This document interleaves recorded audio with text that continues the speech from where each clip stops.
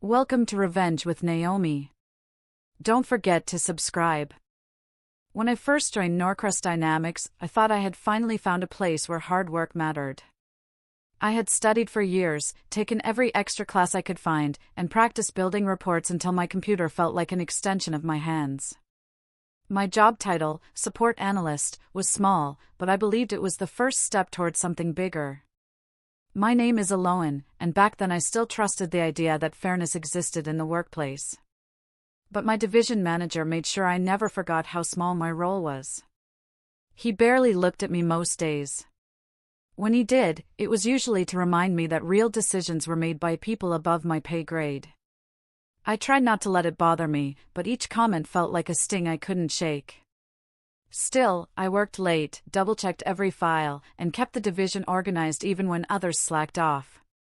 I thought if I stayed useful and quiet, he might see my value someday. I didn't know how wrong I was. Everything changed the morning he decided to embarrass me in front of the whole team. It wasn't the first time he ignored my work, but it was the moment something inside me finally snapped. The meeting room felt colder than usual. 20 people sat around the long glass table, tapping their pens and sipping stale coffee. I sat near the end, as always, ready to present the quarterly progress notes I had spent 3 nights perfecting. But before I even opened my laptop, the division manager lifted the printed report and shook his head dramatically. "Look at this," he said loudly. "We fell behind again. And our support analyst seems to have trouble following simple instructions." Everyone looked at me. My face burned. I knew I had followed every step he sent me. What he didn't mention was that he gave me outdated numbers he approved himself. I cleared my throat. "I think there might have been." He cut me off with a dismissive wave. "Elowen, please. Let the people with real responsibilities speak." A few people shifted uncomfortably, but no one spoke up. No one ever did. My stomach twisted as he continued the presentation like nothing was wrong. But while he talked, I felt something change inside me. I wasn't just embarrassed, I was angry. Deeply, quietly angry. By the time the meeting ended, one thing was clear: he was perfectly willing to destroy my reputation to protect his own. But he had no idea what was coming next. I escaped to the bathroom and locked myself in a stall until I stopped shaking. I had never been humiliated like that before. My hands felt numb, and my eyes stung, but I refused to cry. Not over him.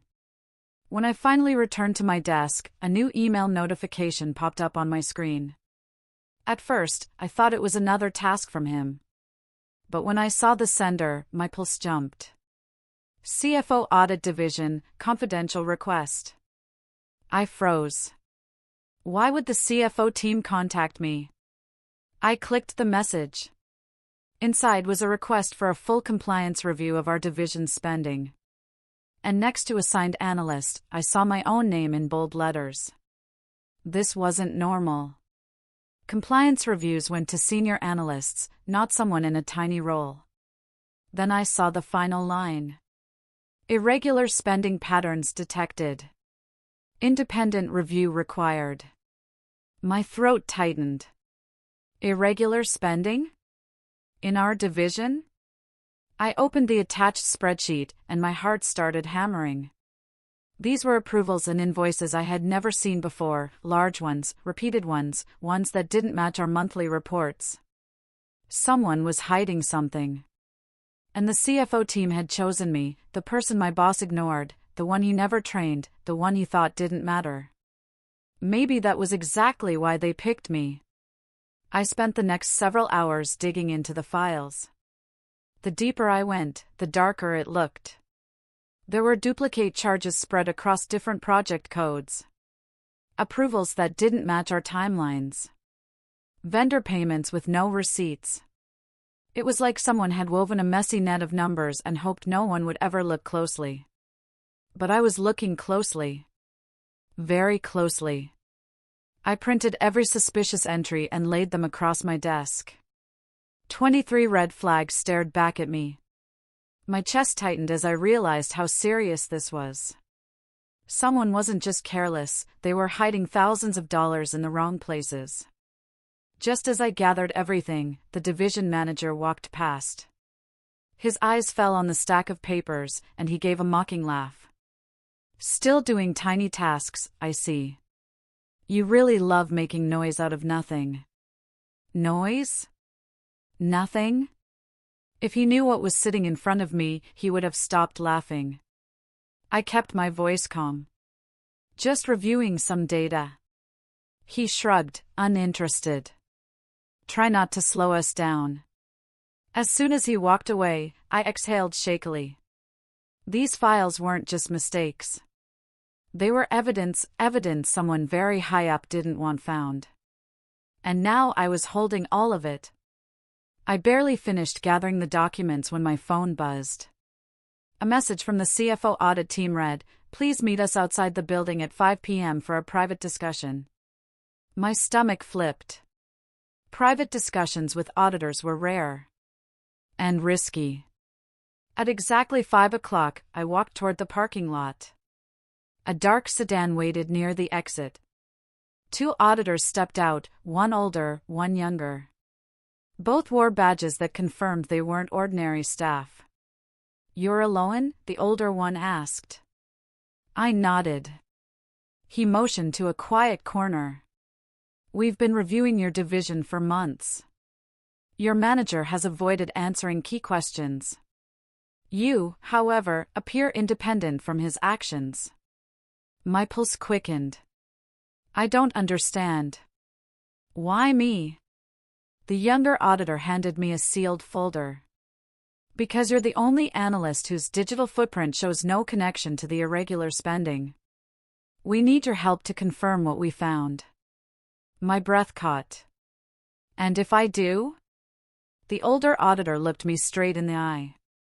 "Then next week, the CFO will appoint someone trustworthy to take temporary control of the entire division budget." A chill ran through me. Trustworthy. Someone. They meant me. My tiny role wasn't tiny anymore, and my boss had no idea what was coming. I walked back to my apartment that evening with the folder tucked tightly under my arm. The city lights blurred as I replayed the auditor's words in my head. Temporary control of the division budget? Someone like me? It felt unreal, like I had stepped into a different version of my life without noticing the doorway. Inside my apartment, I set the folder on the table and stared at it for a long time. Part of me wanted to open it right away. Another part felt scared of what I might find. If the irregular spending was as serious as they hinted, then this was more than office drama. This was something that could end careers. Finally, I opened the folder. Inside were printed screenshots, approval logs, and summaries of flagged transactions. Each page felt heavier than the last. My manager's name appeared over and over, approvals he rushed through, signatures he used on days he wasn't even in the building. I rubbed my forehead. How had he hidden this for so long? By the time I finished reading, one thing was clear: this wasn't an accident. It was a pattern. And somehow, the CFO team expected me to help expose it. The thought scared me, but it also lit a spark I couldn't ignore. The next morning, I arrived at work early. Too early. The building was quiet, and the hallway lights flickered softly. I headed straight to my desk, turned on my computer, and opened the secure folder the auditors had sent me overnight. They wanted me to verify every suspicious transaction against our internal system. It sounded simple, but it wasn't. Some files were locked under special permissions. Others were missing information that should have been standard. The deeper I went, the clearer it became that someone had tried very hard to cover their tracks. Around 9:15 a.m., the division manager walked in, loud and confident like always. "Good morning, team," he said, though he barely glanced at anyone. When he reached my desk, he paused. "You look busy," he said, squinting at my screen. "Make sure you're working on assigned tasks, not side projects." Side projects? If only he knew. I smiled politely. Just organizing some reports. He nodded, satisfied, and walked away. The moment he turned the corner, I exhaled in relief. If he ever found out why the auditors contacted me, he would do everything possible to shut it down. By lunchtime, I had confirmed 10 more irregular entries. Each one tied back to him. The truth wasn't just close, it was staring me in the face. That afternoon, the CFO team sent me a message requesting an update. My heart pounded as I typed my reply, explaining the confirmed mismatches. I attached screenshots, approval logs, and system timestamps. My hands shook slightly as I hit send. 5 minutes later, they replied. Continue. Do not alert your division manager. As if I would. Just before the end of the day, something unexpected happened. The division manager called me into his office. His tone was unusually friendly, which immediately made me wary. Elowen, he said, leaning back in his chair, I've been thinking. You've been putting in extra hours. Maybe I haven't acknowledged it enough. I blinked. Was he complimenting me? I'm considering new responsibilities for you, he continued. Small ones, but important. If you stay loyal and focused, bigger things might open up. Loyal. Focused. He was trying to keep me close. It clicked then, he sensed something was wrong. Maybe he noticed the auditor's activity. Maybe he just felt the pressure. Either way, he wanted to control me before someone else reached me first. I forced a polite smile. Thank you. I appreciate it. But inside, I knew the truth, his sudden kindness wasn't real. It was fear. The next morning, I found an envelope on my desk. It wasn't the kind the company used. Inside was a short note written in rushed handwriting. Be careful. People are watching. My stomach dropped. I scanned the room, but everyone looked normal, typing, talking, sipping coffee. No one seemed suspicious. Still, the message pulsed in my mind like a warning bell. I tucked the note into my bag and focused on my work. Today was my biggest task yet, matching vendor payments with physical receipts stored in the archive room. The archive room was cold and dim, tucked in the back of the floor. I carried my list of flagged transactions and opened drawer after drawer. At first, everything seemed normal. But when I reached the files connected to the highest irregular amounts, receipts were missing entirely. Not just misplaced, gone. Someone had removed them. I photographed every empty folder. My hands trembled as I documented each one. This wasn't a mistake. Someone had been covering this trail long before I was assigned to the audit. Halfway through filing the evidence, I heard footsteps. I froze. The division manager appeared in the doorway. Elowen, he said slowly, why are you here? His tone wasn't curious. It was sharp. Suspicious. Dangerous. I swallowed hard and forced a calm expression. I was looking for older training files, I said casually. Someone from HR asked for them. His eyes narrowed. He didn't believe me, not fully. Strange. HR usually contacts me first. I shrugged gently. They said it was a quick check. Nothing big. For a long moment, he just stared at me, like he was trying to crawl inside my thoughts. Then he stepped aside and said, well, finish quickly. We don't want you wasting time on irrelevant things. Irrelevant. If only he knew. When he finally left, I exhaled shakily. My heart pounded against my ribs, and the room felt too small suddenly. I gathered the evidence fast, double-checking that nothing looked disturbed. Back at my desk, I immediately sent the photos and notes to the CFO team. 10 minutes later, they replied. Your findings confirm deliberate document removal. Continue. Final review scheduled soon. A final review. That meant the investigation was almost over. But then I saw the last line of their message. Be cautious around your division manager. I stared at that sentence for a long time. They weren't warning me about numbers anymore. They were warning me about him. And for the first time since the audit began, I realized something frightening. This wasn't just about spreadsheets. It was about survival. The next few days felt heavier than usual. Every time I walked into the office, I felt eyes on me, even if no one was actually staring. I kept my head down, worked quietly, and avoided the division manager whenever possible.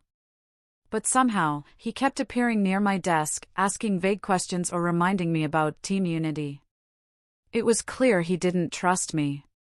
It was also clear he didn't know what I had already uncovered. Late Wednesday morning, I got an email from the CFO team requesting a short video meeting during my lunch break. My fingers trembled slightly as I plugged in my headphones and joined the call. Only 2 people were present, an internal auditor and a financial investigator whose face I had never seen before. Elowen, the investigator said, we're prepared to finalize our report. We'll need your verification on one last set of entries. I nodded. What do you need? He shared his screen. The numbers on it made my eyes widen. It wasn't just irregular spending. It was hundreds of thousands of dollars routed through fake maintenance vendors. Vendors approved by my division manager. My heart pounded. This can't be an accident. No, the investigator said. It's fraud. And you helped us confirm it. When the call ended, I sat frozen. I had just stepped into something far bigger than I ever imagined. And my manager had no idea I was the one helping bring him down. That afternoon, the office felt unusually quiet. People spoke in whispers. Someone said the CEO was in the building unexpectedly. Another person said senior leadership had booked a private conference room all morning. Something was happening. Around 3 p.m., I spotted 2 men in suits walking toward the manager's office. They didn't look like regular staff, not with their badges tucked into leather cases and their stiff, serious expressions. Internal investigators. My heart clenched as they knocked on his door. When he opened it, his fake cheerful tone carried across the floor. Gentlemen. How can I help you? They didn't answer him in a friendly way. They simply said, we need to speak with you immediately. He followed them inside, confusion slowly turning into panic. The door closed behind him. Everyone in the office watched silently. Minutes turned into an hour. People whispered, guessing, worrying, pretending not to care but clearly unable to focus on anything else. My hands shook every time I clicked my mouse. Finally, the door opened. He walked out, but he wasn't confident anymore. His face was pale. His hands were shaking. The investigators walked behind him, expressionless. He didn't look angry. He looked caught. For a moment, his eyes met mine. Something flickered there, suspicion, fear, maybe realization. I looked away. Because the truth was finally catching up to him. He was escorted downstairs, and the entire office buzzed like a storm had hit. People whispered in small circles. Some employees looked shocked, others looked like they had been waiting for justice for years. I stayed at my desk, pretending to type while my heart raced. I didn't want attention. I didn't want questions. I just wanted this nightmare to be over. About an hour later, I got an email from the CFO office with the subject line. Confidential, transition update. I opened it carefully. Elowen, due to your accuracy and cooperation, you are temporarily assigned leadership access to the division budget until a new manager is appointed. Expect instructions tomorrow. Temporary leadership access. I reread the email 5 times to make sure I wasn't imagining it. The girl who ran spreadsheets and fetched signatures was now holding the keys to the entire division budget because she was the only one who had kept things clean. I leaned back in my chair, stunned. Some coworkers glanced at me as if they could sense something had shifted. I tried to stay calm, but the truth hit me like a wave. My boss had mocked my tiny role just days ago. Now I was stepping into the role he abused. Not out of ambition, but because I earned it. And because no one else was trustworthy enough to handle it. The next morning, I arrived early. The air felt different, lighter, yet full of curiosity. Word about the investigation had spread, but no one knew the details. People looked at me with polite nods, like they were waiting to see if I knew more than they did. I sat at my desk and opened my email. A new message waited from the CFO office. Meet us in conference room 4 at 10 a.m. My stomach flipped. A meeting with senior leadership? Me? At exactly 10, I walked into the room. The CFO, 2 auditors, and the CEO were seated around the table. I swallowed hard and sat when they gestured to the open chair. The CEO spoke first. Elowen, you played a critical role in exposing serious violations. We want to thank you for your diligence and honesty. The room spun slightly. I nodded, trying to stay composed. The CFO continued. During our review, it became clear that you were doing far more work than your job title reflects. Your documents were accurate, your tracking was detailed, and your reports were reliable. I blinked in disbelief. Then he said the words that made my breath catch. We are granting you full temporary control of the division budget until further notice. My voice almost failed me. Me? Yes, you, the CEO said. You earned it. They explained the responsibilities, approval authority, oversight of spending, and access to every financial document. When I left the room, I didn't walk. I floated. When I returned to my desk, the whole office felt like it had shifted around me. No one knew exactly what happened in that meeting, but they sensed something. A few coworkers gave me curious smiles. One of the analysts whispered, "Is it true? Are you taking over approvals?" I just said, temporarily, and sat down. Then something unexpected happened. One of the senior accountants, a woman who rarely spoke to me, stopped by my desk. I heard you helped with the audit, she said quietly. Good work. We needed someone brave. Brave. No one had ever used that word to describe me before. Around noon, HR sent out a company-wide announcement confirming that the division manager had been removed and that a temporary internal finance lead would oversee all spending. My inbox exploded with messages, some supportive, some curious, some shocked. People wanted answers, guidance, reassurance. And they were looking to me. Later that afternoon, I received another message from the CFO office. You will hold approval authority starting tomorrow morning. I stared at my screen, feeling the weight of everything I had been trusted with. My boss had mocked me for having a tiny role. But now, every dollar moving through the division would pass through my hands. I wasn't small anymore. I wasn't powerless.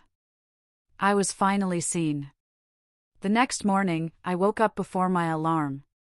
My stomach swirled with nerves and excitement. This was the first day I would officially handle the division budget. It still felt strange, almost unreal, but I reminded myself that I earned this position. When I arrived at the office, several people watched me walk in. Not in a rude way, more like they were waiting for my next move. I sat at my desk and logged into the financial system. A new tab appeared on my screen, Approval Dashboard, Division Lead. Seeing my name listed as the authorized manager made my breath catch. Within minutes, the first requests came in. Equipment orders, vendor payments, contract reviews. Even though it was overwhelming, I took my time. I checked every detail, every number, every signature. I wasn't going to let mistakes slip past me the way my old manager had. Around noon, the CFO stopped by my desk. I almost jumped. "How are you adjusting?" he asked. "I'm trying my best," I said honestly. He nodded. "Keep doing what you're doing. We trust your judgment." Those words lit something warm inside me. Trust wasn't something I heard often at work. After he left, I looked at the dashboard again. Line after line of decisions waited for me. It wasn't just a system. It was responsibility, real responsibility. And for the first time, I felt ready for it. By the end of the first week, I handled more than 50 approvals. Some were simple. Others needed careful checking. A few were so messy I sent them back with notes explaining what needed fixing. People seemed surprised that I paid attention to everything. One team lead said, "Your old manager approved things without even reading them." Another admitted, "We finally feel safe sending requests again." Hearing that made me realize just how badly things had been run before. One afternoon, I received a message from the CEO's assistant asking me to join a leadership meeting the next day. My hands trembled slightly as I read it twice. A leadership meeting? Me? That night, I stayed awake longer than I should have, going over notes and making sure I understood every part of the budget. I didn't want to walk into that meeting unprepared. I wasn't going to let nerves push me backwards. The next morning, I walked into the conference room with my notebook. The room was already full: department heads, project leads, senior analysts. People who had been in the company for years. People who would never expect someone like me to sit among them. When the CEO walked in, he gave a small nod in my direction. "Let's begin," he said. For the first time, I wasn't there to listen. I was there to contribute. During the meeting, the CEO reviewed upcoming projects and spending goals. Then he turned to me. "Elowen, we'd like your insight on the new vendor contracts." Everyone in the room shifted their eyes toward me. I felt a jolt of fear. What if I said something wrong? But I took a slow breath and opened my notebook. "I went through all the vendor bids last night," I said. 2 of them look fine. The third one charges almost double for equipment compared to the others. There's no reason to approve it." A quiet murmur spread through the room. The CEO smiled. "That's exactly the level of detail we need," he said. The project lead across from me leaned forward. "You caught that on your first review?" I nodded. I checked the prices against past years. A few people exchanged impressed glances. As the meeting continued, more questions came my way. I gave honest answers. Clear ones. Careful ones. People listened, not in a polite way, but in a respectful way. When the meeting ended, the CEO pulled me aside. "You're doing excellent work," he said. "Don't underestimate your value here." Walking out of that room, I felt something I hadn't felt in years. Confidence. Not borrowed. Not half-hidden. Real confidence, earned step by step. Over the next 2 weeks, things changed in the office. People who barely said hello before now came to me for guidance. Some asked for advice. Others apologized for not noticing my work earlier. But not everyone was supportive. A few senior employees acted cold, like they couldn't accept that someone lower on the ladder was now approving their requests. One afternoon, a supervisor came to my desk and said, "Surely they won't let you keep this position long term." I simply replied, "That's for leadership to decide." Inside, his comment stung. But I refused to show it. Later that day, HR sent out an update. A permanent division manager would be chosen within 3 months. People whispered and speculated. Some thought the company would bring in someone from outside. Some thought an older director would get promoted. No one mentioned my name. But that didn't bother me. I wasn't chasing a title. I was chasing stability, something the division hadn't had in a long time. As I walked home that night, the sky turning soft and pink above me, I realized something important. Even if they chose someone else, I had proved what I was capable of. No one could take that away. And I wasn't done yet. Not by far. One Friday afternoon, right before the end of the day, the CFO called me into his office. My heart sped up. Usually he only called me for updates or clarifications, but this time his expression was serious. "Elowen," he began, "the investigation has now reached its final stage." I sat straighter, aware of the weight behind his words.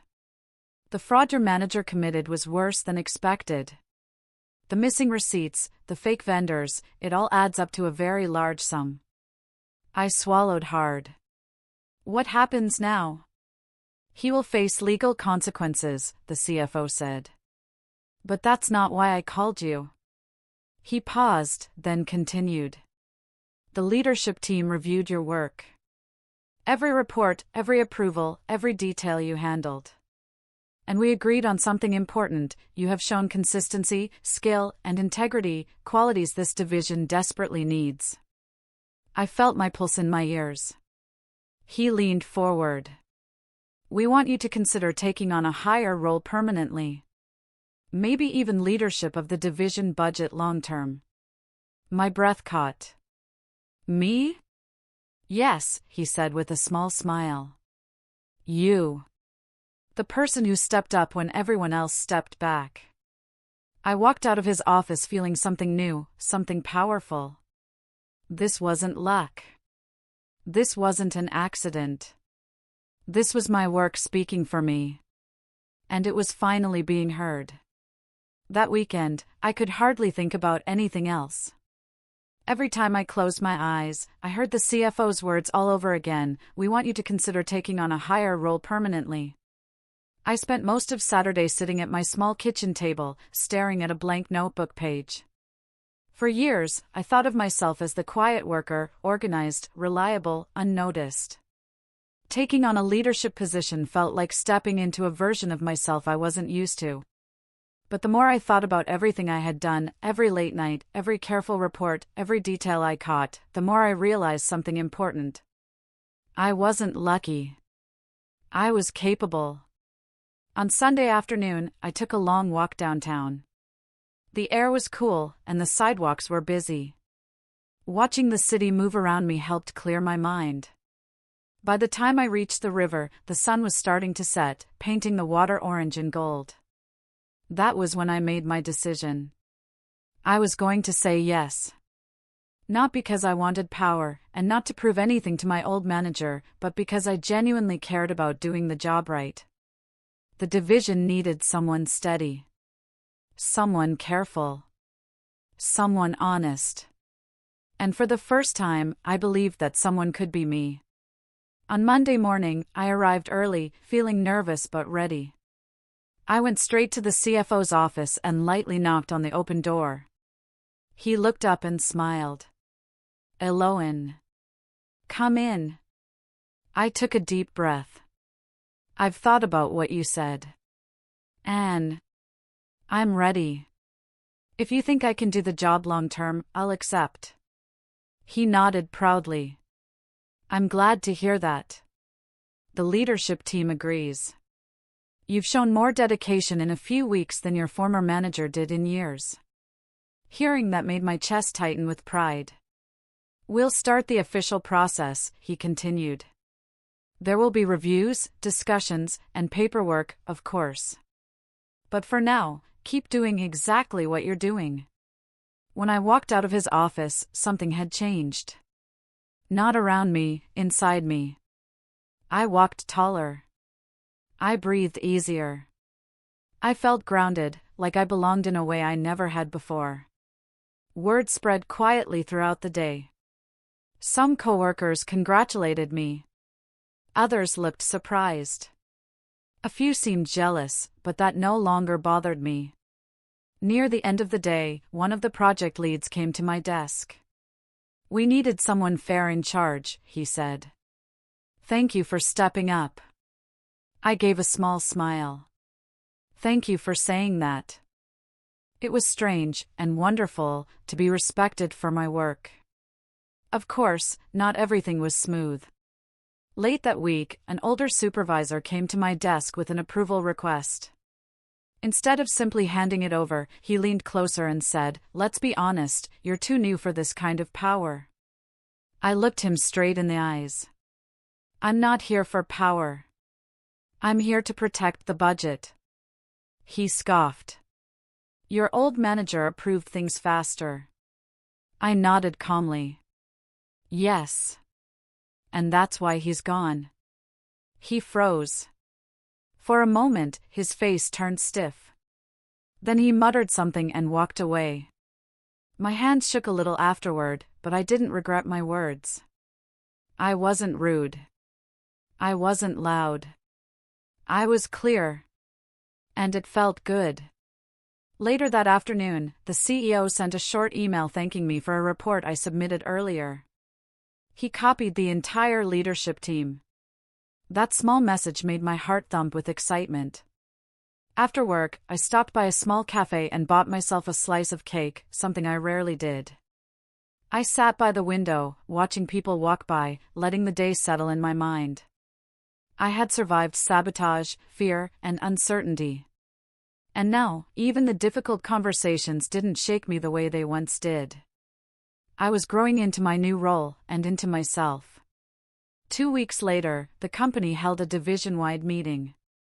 People filled the large conference room, whispering and wondering why leadership called everyone together. The CEO stepped to the front. "Today, we're making an important announcement about the future of this division." My heart thumped as he continued. "As many of you know, we face serious issues due to the actions of the former manager. But thanks to a careful internal review, and thanks to one employee's dedication, we not only found the truth but rebuilt the system stronger." People glanced around the room. Then he said it. "Elowen will serve as the permanent division budget lead, effective immediately." The room erupted in quiet applause. Some people looked shocked. Others nodded proudly. A few looked unsure. But none of that mattered. My hands shook as I stood. The CEO gestured for me to speak, and I swallowed hard. I just want to thank everyone who supported me," I said. "I promise to keep things fair, clear, and safe for this division. We all deserve stability, and I'll do everything I can to protect it." When I sat back down, several coworkers smiled at me warmly. Matteo, one of the analysts I trusted most, whispered, "Well deserved." For the first time, I felt like a true part of something bigger. Not a shadow in the background. A leader. The days that followed were busy but good. I built new systems to prevent fraud, created clearer rules for approvals, and trained people on how to avoid mistakes. The division slowly transformed into a place where numbers made sense and where people felt safe. One afternoon, as I walked past my old manager's empty office, I stopped and looked inside. The room was clean now, no piles of messy papers, no secrets, no fear. Just a simple desk and sunlight spilling across the floor. I realized then that the story wasn't about revenge. It wasn't even about replacing him. It was about finally stepping into the role I was meant for, even if I never planned it. As I packed my things to go home that evening, I felt peaceful. I thought about how far I had come, from the quiet girl entering invoices to the person trusted with decisions that shaped the entire division. When I exited the building, the cool evening air felt like a fresh start. I looked up at the sky and smiled. My boss once mocked my tiny role. He thought I would stay small forever.